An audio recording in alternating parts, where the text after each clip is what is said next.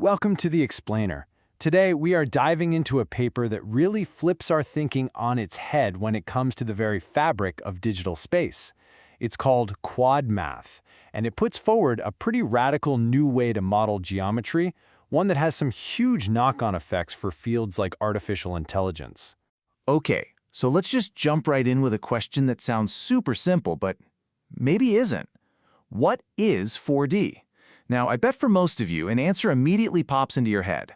Probably the one you learned in science class. Right, you're probably thinking space-time. 3 dimensions of space plus 1 dimension of time. And you're not wrong. But here's the thing. In the world of computers and pure geometry, it's not that simple. It turns out the term 4D gets thrown around in a few totally different ways. And this can lead to some serious mix-ups. So how do we fix this mess? Well, the paper proposes a really simple but brilliant idea. Let's just treat these different kinds of 4D as their own separate mathematical namespaces. You can think of them like different languages. You wouldn't use German grammar rules to speak Japanese, right? It's the same idea here. So what are these 3 languages? First, you've got Coxter.4D. That's your pure abstract math stuff. Think tesseracts, all that mind-bending high-level geometry. Then there's Einstein.4D, the one we all know, physical spacetime. And then there's this third one, Fuller.4D, which is a completely different way of looking at things based on the tetrahedron. And the central point to the paper, the really crucial insight, is that you cannot mix these up. Applying the rules of one to the others is where big mistakes happen in computational geometry. So keeping them in their own lanes is step 1. Okay, so that third namespace, Fuller.4D, this is where things get really interesting. This is where the paper asks us to basically throw out one of the most fundamental assumptions we have about geometry, the good old cube.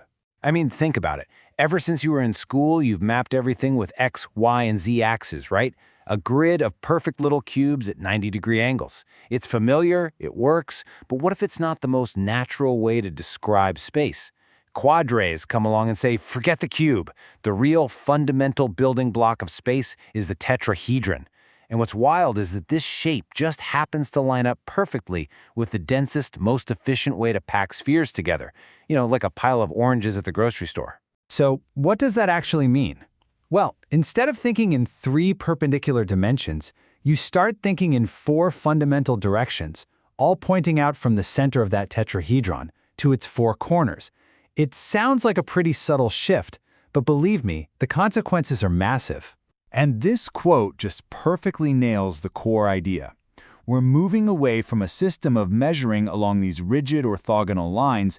Instead, we're defining a position based on its relationship to 4 fundamental base vectors.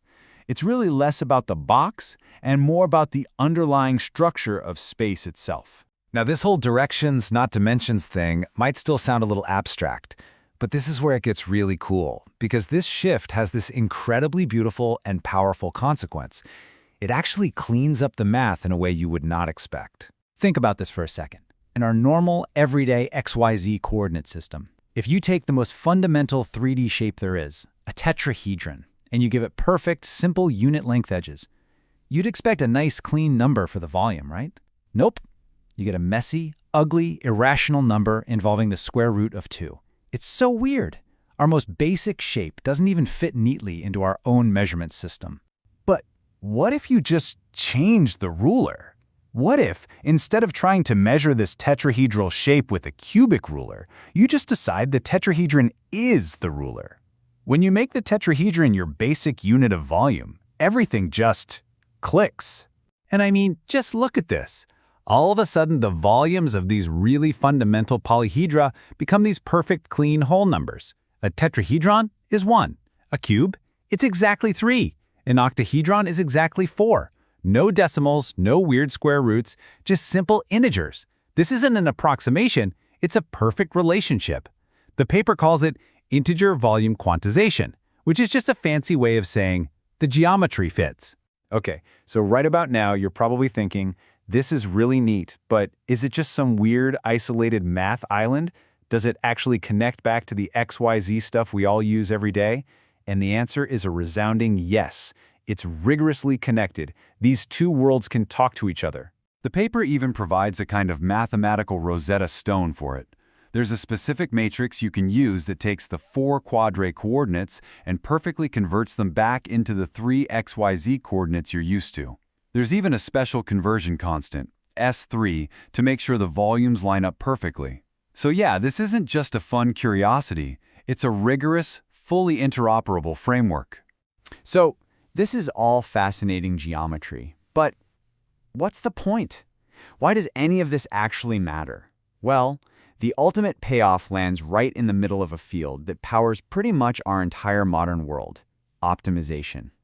This is the absolute heart of machine learning and AI. Here's where it all connects. The paper links quadrays to this deep, powerful concept called information geometry. Now, what this does is completely reimagine what an optimization problem even is. Instead of thinking about searching for the lowest point on a flat map, information geometry sees it as finding the lowest point on a curved, dynamic landscape. And on a curved landscape like that, the most efficient path between 2 points is never a straight line. It's a curve, called a geodesic. Think about an airplane flying from New York to Tokyo. On a flat map, it looks like it's flying a huge curve over the Arctic. Why? Because that's the shortest distance on a sphere. Optimization, it turns out, works exactly the same way. So how in the world do you map this landscape? Well, there's an amazing tool called the Fisher Information Matrix that acts like a surveyor. At any point in your problem, it can measure how sensitive the model is to change. And in geometric terms, that measurement is the local curvature. It lets you quantify the hills and valleys of the entire solution space. And this is the stunning conclusion.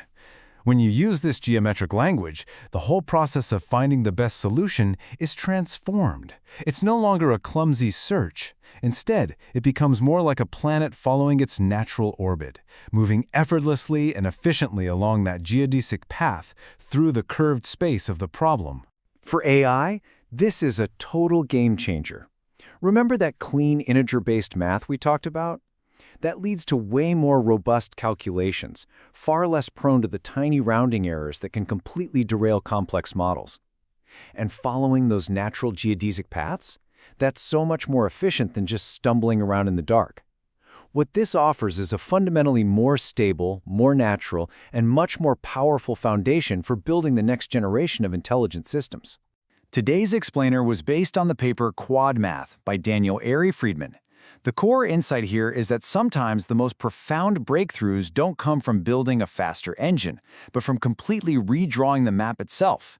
And it leaves you wondering, if changing something as basic as our geometry can unlock this much potential, what other bedrock assumptions are we ready to question?